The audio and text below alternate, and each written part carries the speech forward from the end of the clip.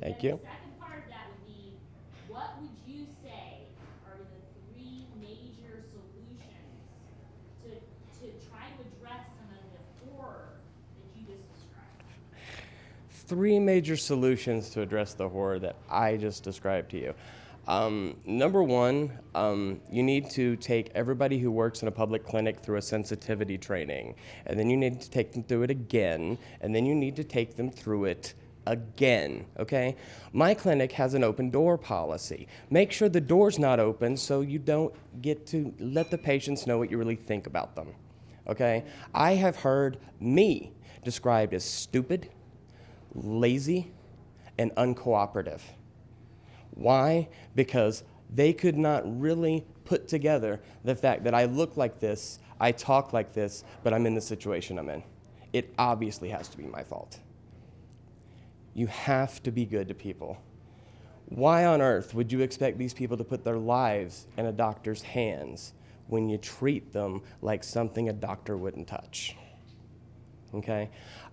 Number two, when I heard Dave talk about command of resources with the patients, we have to be able to empower ourselves to do what we need to do.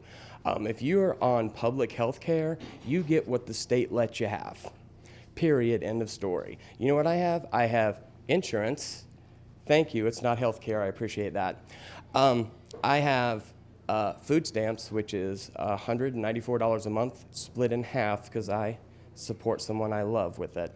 I used to be worth also about $184 in cash, but Pennsylvania discontinued their general assistance program. I'm general. I'm not anybody special. I don't have a lobby. I'm not producing new voters. I'm not part of a family. I'm still on a housing waiting list that I've been on for 5 years. I'm still on it. If it weren't for that woman right there, I'd be homeless. She even bought the car that I would probably be living in. You need to really give these people the resources that they need. And not only that, solution number three, you need to let them know where and how to get these things once they're truly available. And when I say truly available, I mean truly available. You are not helping people to find homes if I'm still waiting 5 years later when I told somebody I really don't have a place to live independently. I am still dependent on people for my well-being. Regina brought me here on her own dime. This woman has supported me for 7 years. I am literally a dependent on her taxes. She is a foreign national. You know what it's like to have a 42-year-old dependent on your taxes when you're 10 years younger than somebody and not from this country? Yeah, it's not exactly being a Canadian in the White House, I'll tell you that much.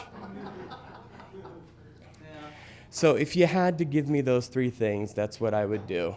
Treat people well, give them what they need, make sure they know it's there when you do. Thank you.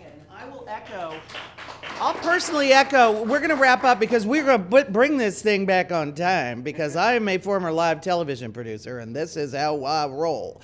But in my own work, in my own community in Richmond, Virginia, I have seen the power of giving people what they need. I worked with a nonprofit that did exactly what Robb just outlined for a very specific population, but it was adults, and we had a better than 90% success rate with the people we served. They're all independent, happy, living their full productive lives to the absolute nth degree of their capability, and none of them were mentally in any way challenged. These were all fully competent adults, and the power of it is that you get back what you put in.